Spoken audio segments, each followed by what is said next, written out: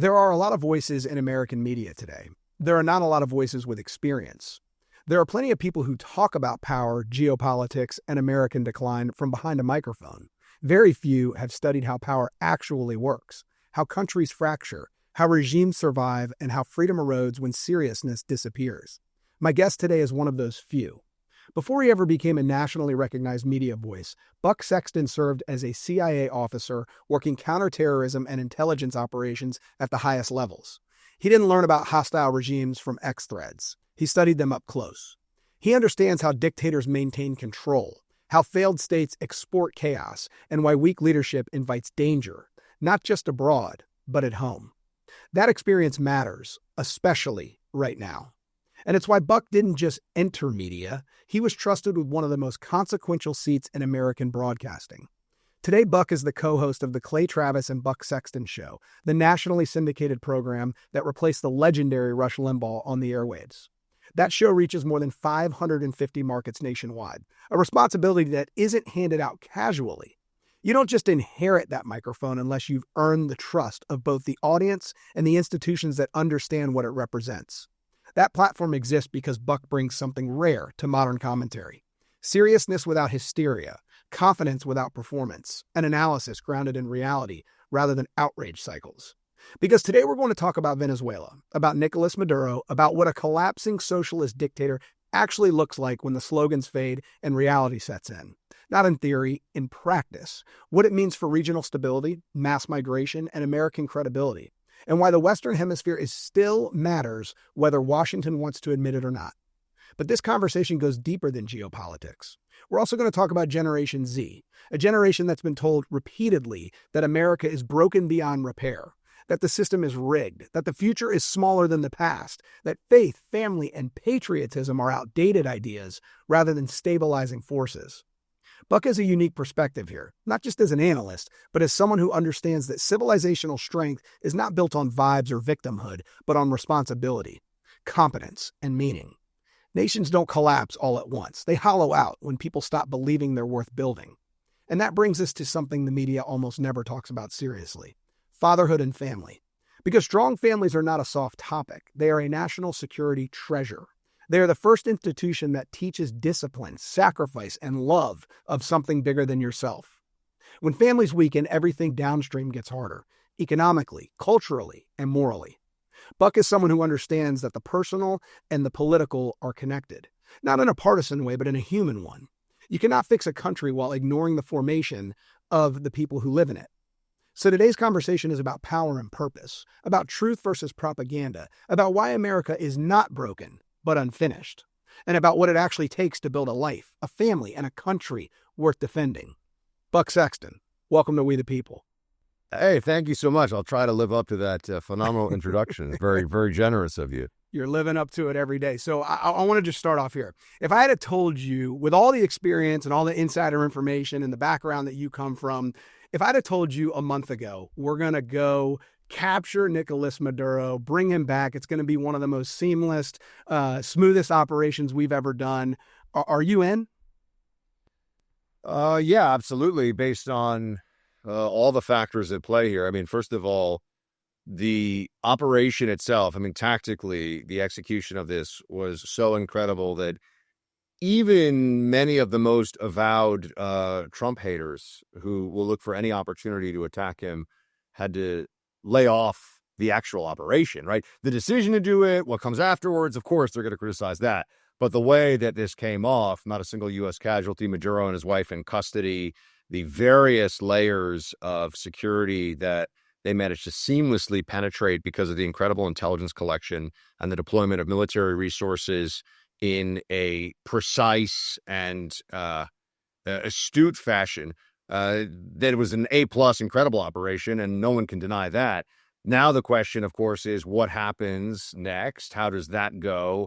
And what are the strategic implications of this? But absolutely, we had tried really so much else: sanctions, waiting, letting the Chavistas, stretching back to basically, 98, 99, when Chavez took over, destroy what was otherwise a very proud and wonderful country.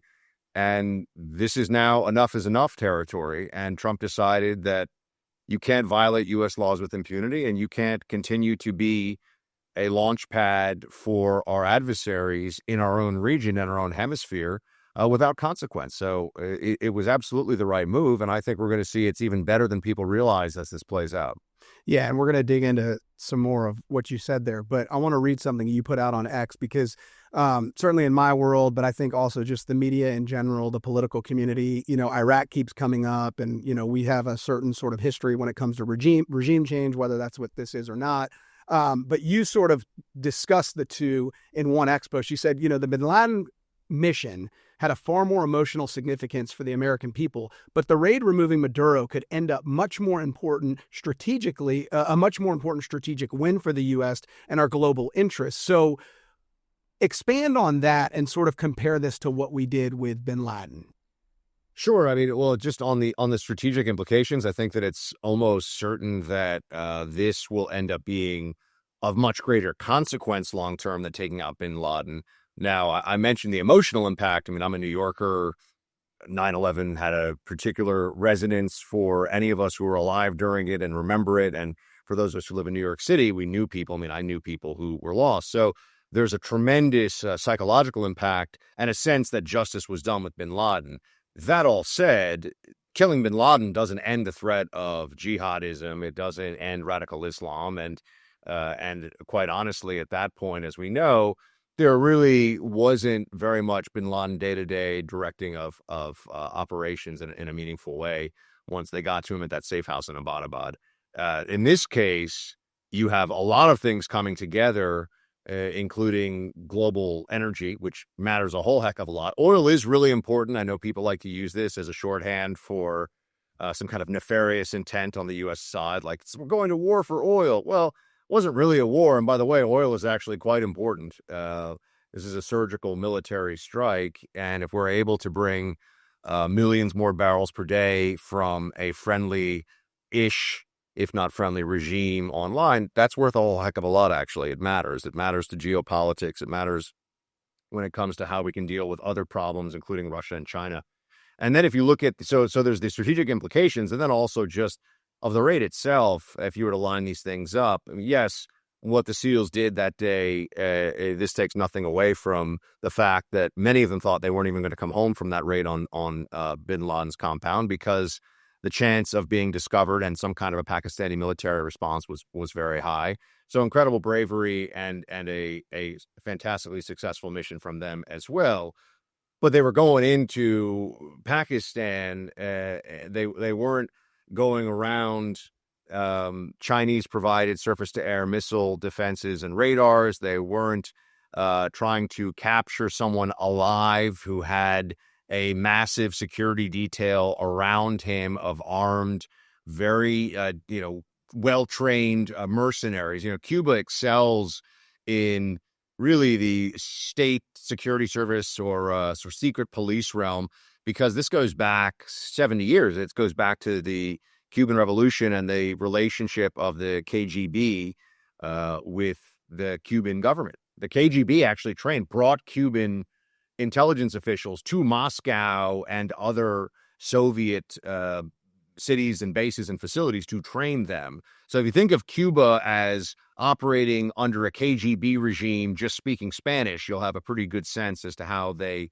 conduct their operations. But to be able to get into the country when they know we're coming. So we didn't really have the element of surprise, get around Chinese provided surface to air missiles and radar defenses, not have to have a major military response, calling the cavalry because our guys got stuck in there or shot down. This is a remarkable feat and really required everything to go exactly right.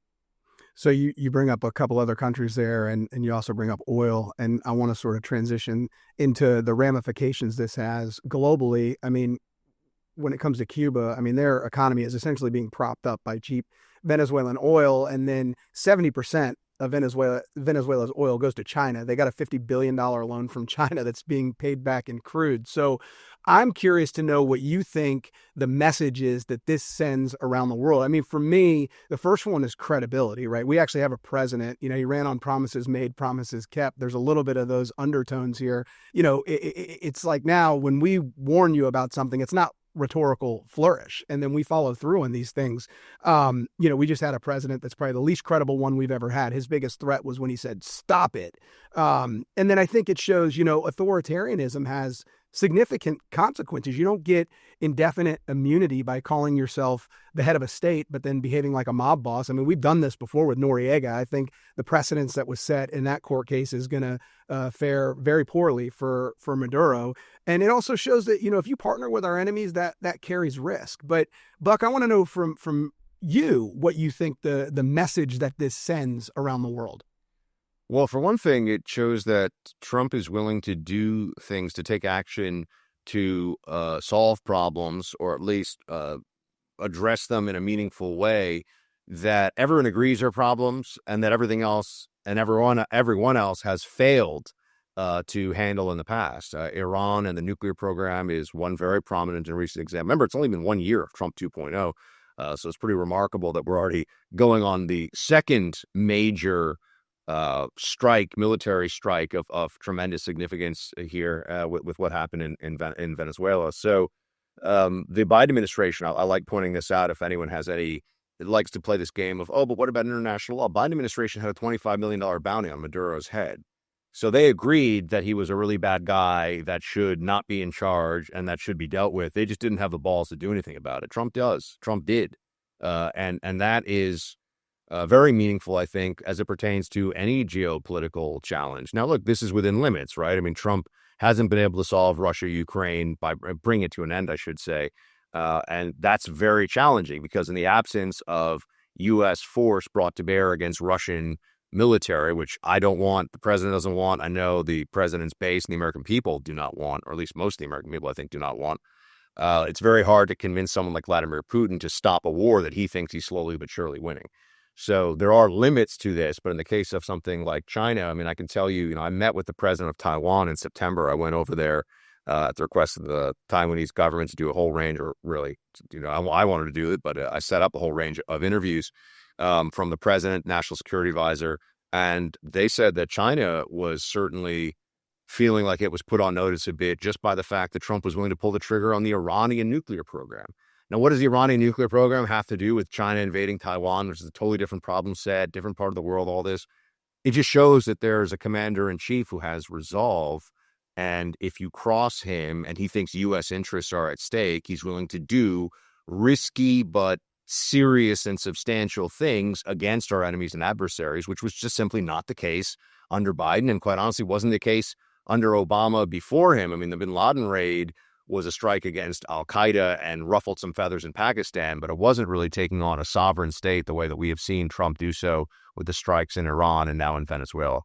Hey guys, it's Gates. Thanks for tuning in. I'm asking you to like, share, and subscribe to the show. I hear that all the time when I watch and listen to podcasts. And now that I have a show, I know the difference that it makes. It really does boost us in the algorithm. And the better we do in the algorithm, the better guests we're going to get, the better content we're going to be able to produce.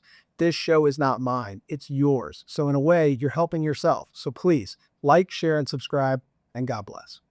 So, we could talk about this all day long. And I think thousands of other podcasts are, and I would just direct people to your radio show to get sort of a fuller breakdown of what's happened, what you think comes next, how you think this affects the midterms. But, this show really has a focus on faith, family, and freedom. And some of those spaces have been attacked. They're always attacked, but they're being attacked in unique ways right now. And I couldn't help but think of Gen Z when I learned that one of the Delta Force operators was 20 years old. And we've got a whole movement online that wants to tell Gen Z, specifically Gen Z men, that the system has broken on them. Life's hard, retreat and wait for somebody to fix it. But then I see this guy, he didn't get that message. So I don't believe what these online echo chambers are saying. I think, and I've done monologues on this, every generation in history has had tough things to weather, and you get through them by building on your life, not by tearing down structures and institutions that came before you. So I'm very curious, Buck, to know sort of what your take on Gen Z is today and what your message is to them.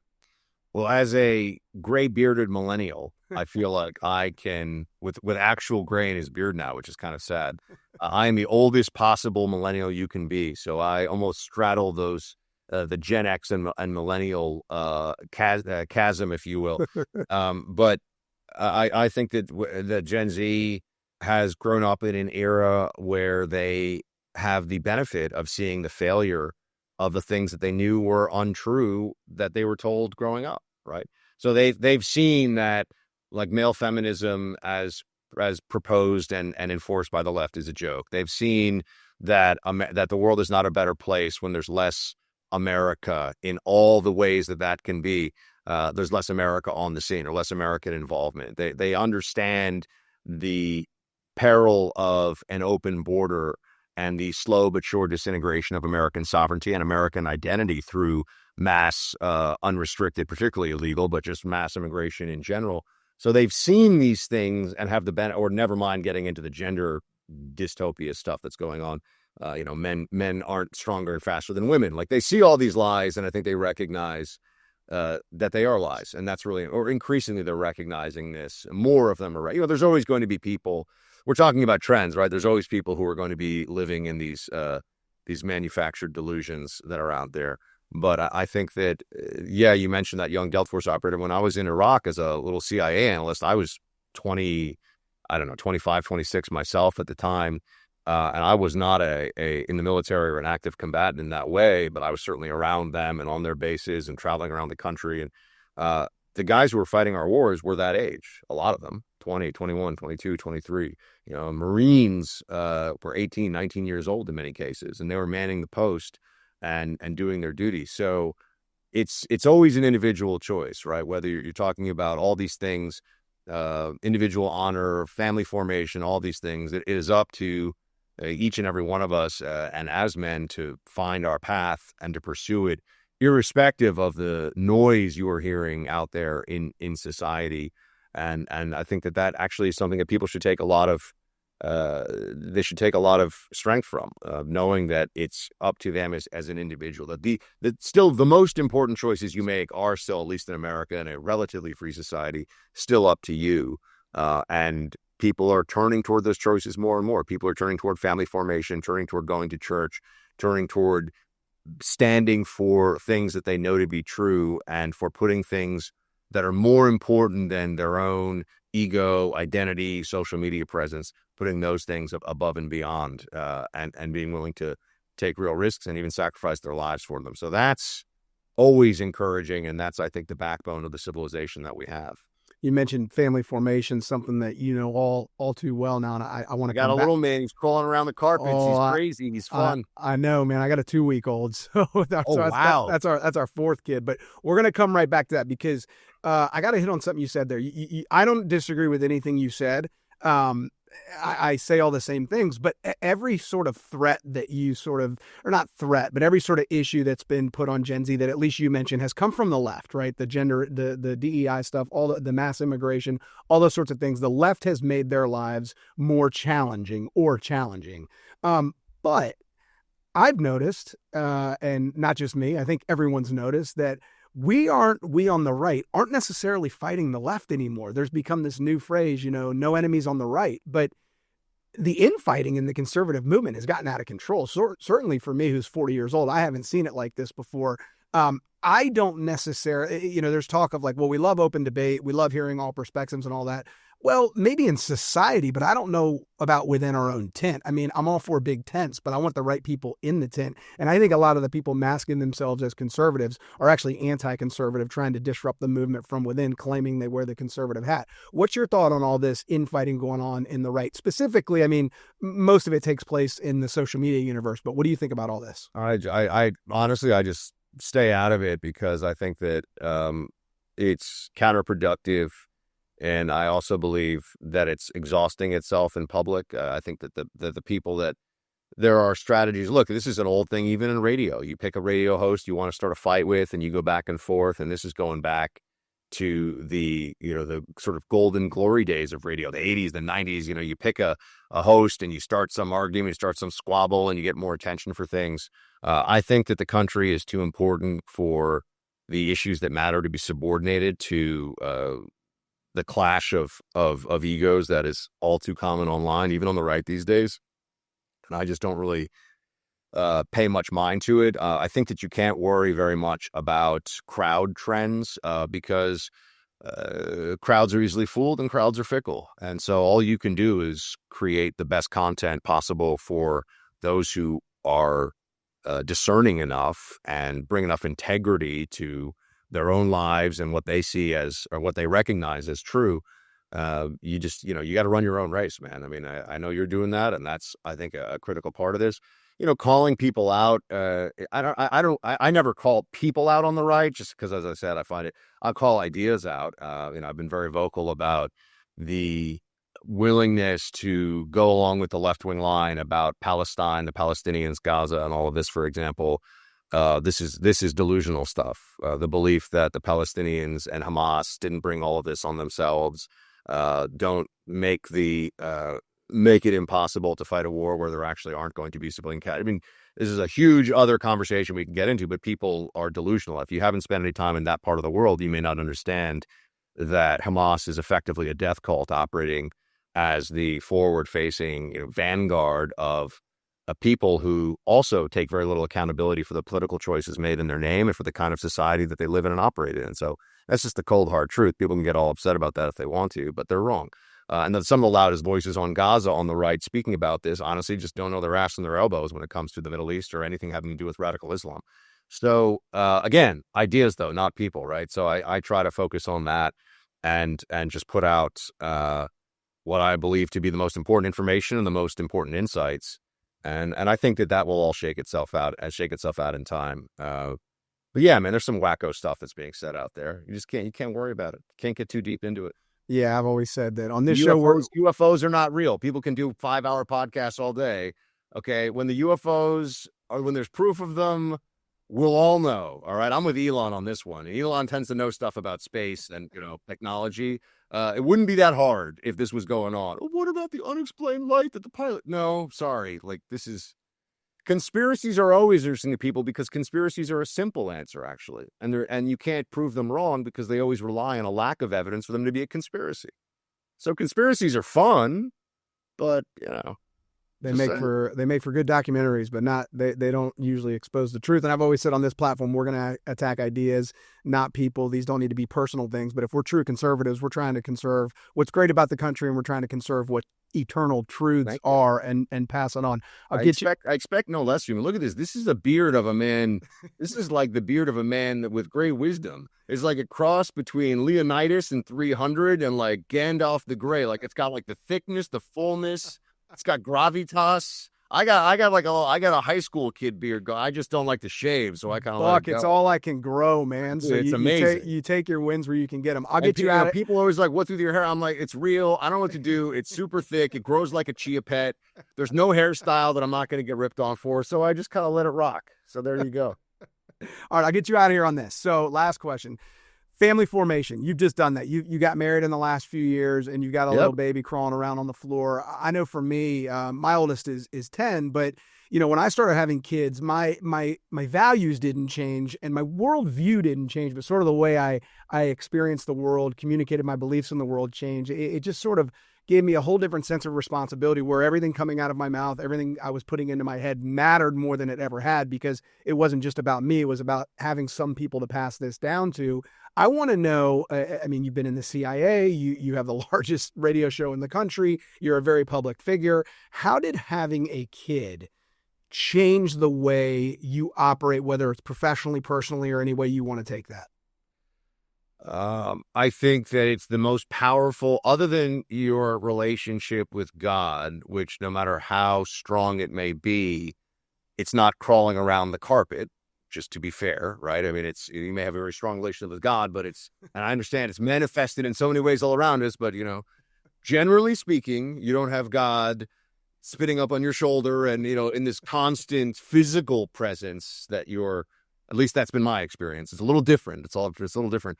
But it removes you from the center of your universe. That's a very important thing about faith and a relation with God, is that you realize there's more than just what you are and who you are here. It's sort of your status and your own elevation and the vanity that I think is such a trap in the modern world, especially where everyone is a brand now, right? I mean, if you have a Facebook account in some ways, you're a brand. You're telling people who you are. You're not even interacting with them. And then you and I, we actually make a living doing this, right? So we're even weirder. But having a kid, I mean, I actually tweeted this out, and I really meant this, and I wasn't trying to be showy or preen or anything like, I'm a new dad, look at me. But it was really just, for me, a revelation. It's like, I've known this little creature, this little human being for hours, and I would give my life to protect it without a moment's hesitation. And it's not bravado, because I think that's just how dads feel, right? I mean, so I'm just asserting what every dad, what you know and all the other dads know. I would give my life to defend the life of this little that I've just met. There's a reason for this, and there's something more than me that gets to, or that shows me that solipsism, right? The sense that you are the center around which the entire world turns, is a huge trap and a road to misery and meaninglessness. And being a dad, I think, in many ways is one of the greatest possible reminders we can have of that. Perhaps right alongside, second only to, I'll let other people make their ranking of it, but a relationship with God, and which is also why that's so important. And more people are turning to that. Dude, I know people with tremendous fame and money, and they're absolutely miserable and feel like they have no purpose. I know some personally. I mean, I've met some, I know some. And that's, I think, a reminder in the modern world that they do not have the answers for you based upon all the clicks, no matter how fascinating the conspiracy stories may be to some people in the audience. That is not purpose. I'm just trying to get to heaven, man. We're here for a very limited amount of time, but if we behave appropriately, we get to spend eternity in heaven, and I'm looking forward to hoping. I got to talk about God more on my show. We don't really do it, but I think God trends, man. God definitely trends. People want to hear about it. He's doing I hear he's doing a lot of big things. Some people are saying God, very important, very meaningful. So yeah. Buck Sexton, media mogul, dad, and the perhaps the most impressive head of hair in the business. Thanks for coming on We the People. Trump actually said that himself. Thanks so much, my man. Good to see you. There you go. See you, buddy. Hey, we the people like Garcia, so that's no excuse.